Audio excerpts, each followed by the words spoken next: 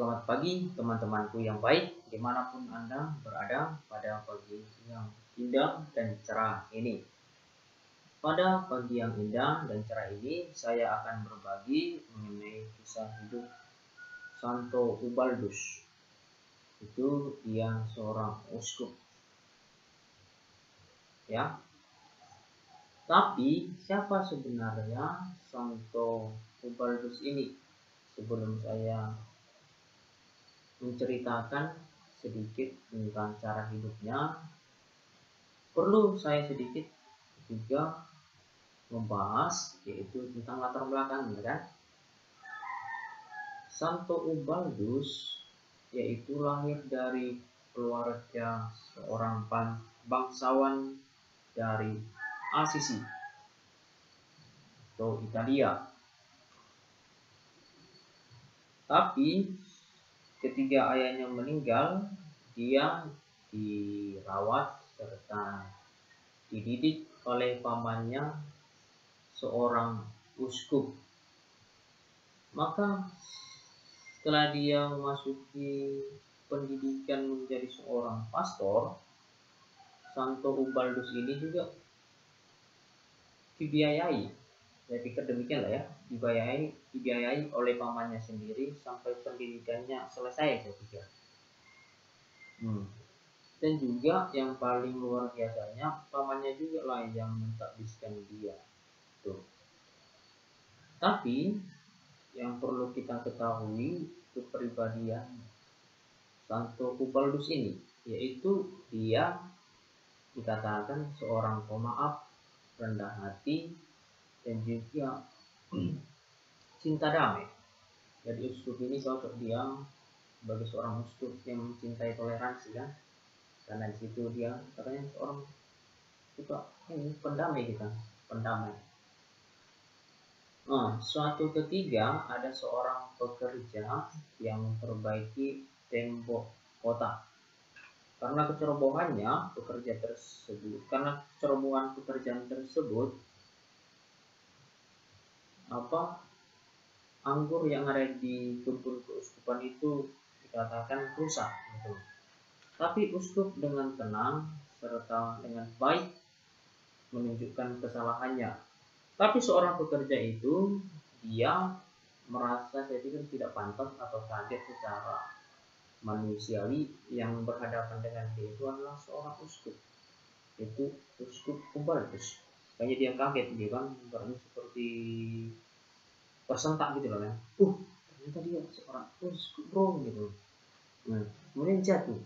Setelah itu uskup itu bangkit dan memasuki rumah, saya pikir rumah keuskupannya, membersihkan diri. Tapi ketika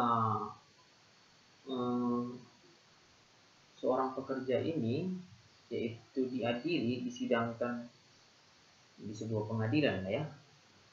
Di sebuah pengadilan, uskup ini datang untuk mengunjungi. Dan juga uskup ini katanya menerima serta memaafkannya serta membebaskannya gitu. Itu juga terjadi pada paus kita Santo Yohanes Paulus kedua kan, ketika dia ditembak oleh Mehmet ya. Kalau salah nanti bisa dikomentar ya. Mehmet dan uskup Yohanes Paulus II ini menjenguk atau berkunjung dan memaafkan seorang yang berencana untuk membunuh dia. Ya, ini adalah salah satu sikap atau kepribadian seorang pemimpin kan, yaitu dapat memaafkan sesama dengan baik. Artinya pemimpin itu dia tidak hanya berani berkata-kata, berkhotbah dengan baik di mimbar dan tempat-tempat lainnya yang formal, tapi perkataan dia itu dapat dia aktualisasikan, dia realisasikan dalam kehidupannya sehari-hari. Maka disitulah dia dikatakan orang yang berintegritas. Itulah yang dilakukan oleh paus kita.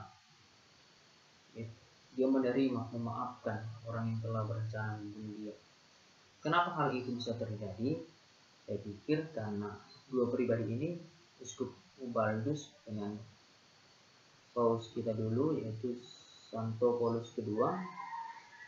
Ya karena hubungannya dekat dengan Tuhan, maka Tuhanlah yang menggerakkan hatinya supaya dia dapat berbelas kasih kepada sesama, itu dapat mencintai sesama tanpa syarat, gitu kan, cinta agape, gitu kan.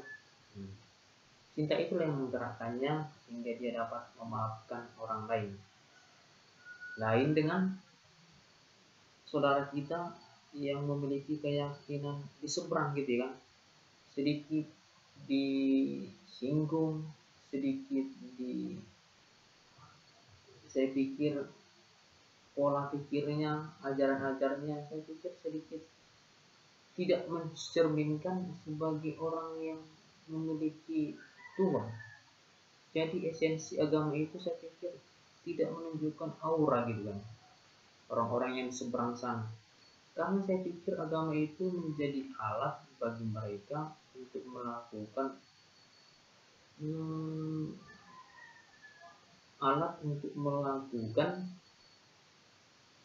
hal yang tidak diinginkan, gitu kan. Ya, Anda interpretasikan sendirilah apa hal yang tidak diinginkan, gitu. Banyak, misalnya kan, kita membuat interpretasi atau abstraksi mengenai hal itu.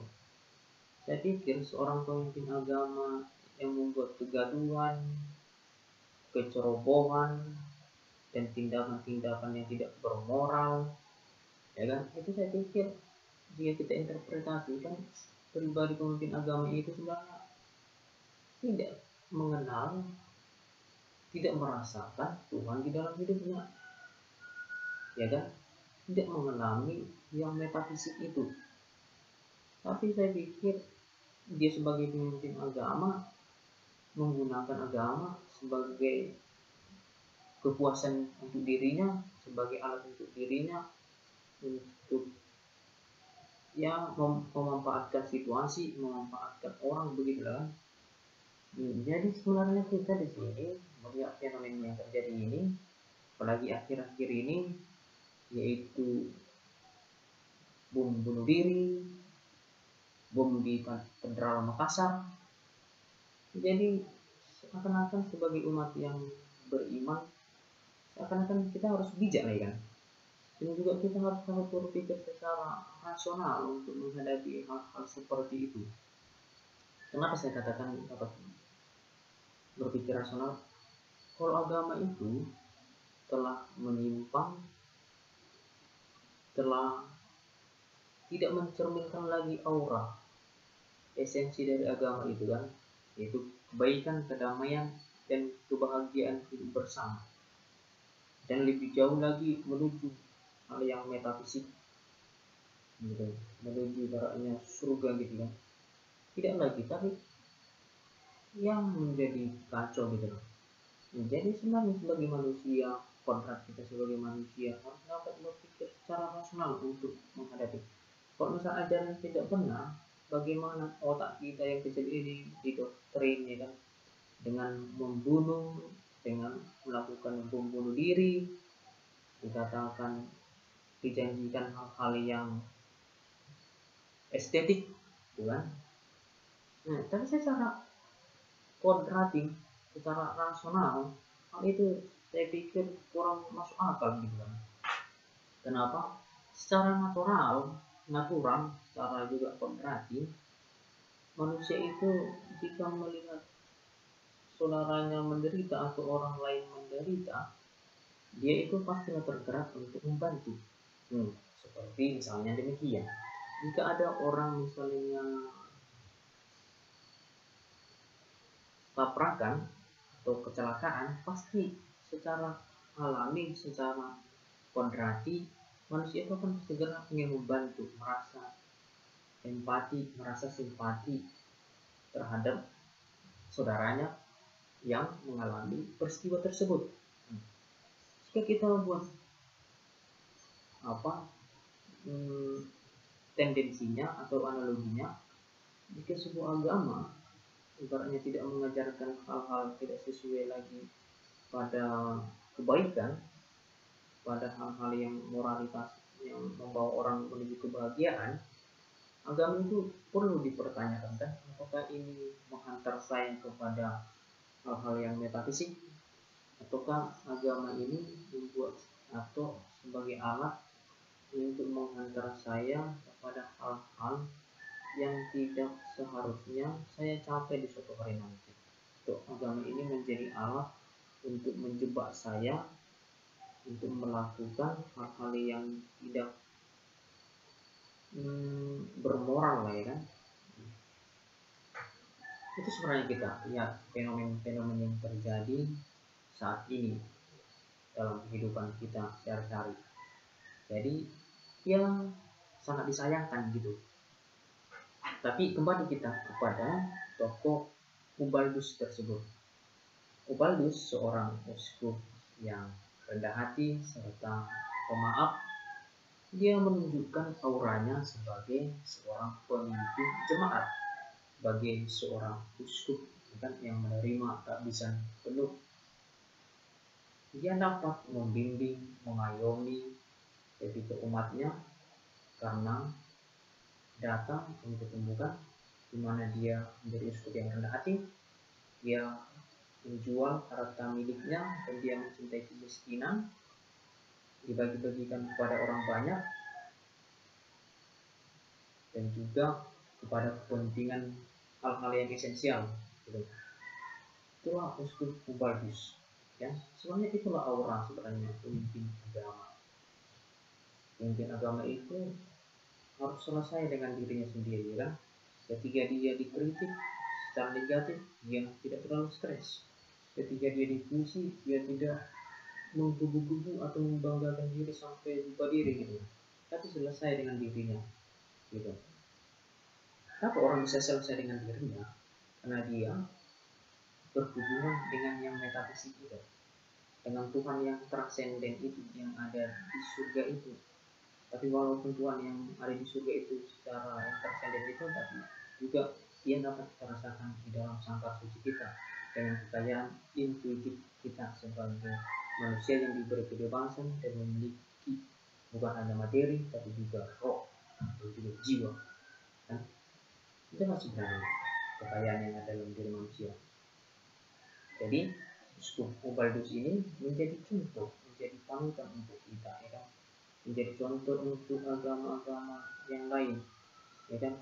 Bukan agama itu bukan menjadi alat untuk membuat orang memanfaatkan orang berbuat sesuatu yang tidak diinginkan secara manusiawi kan?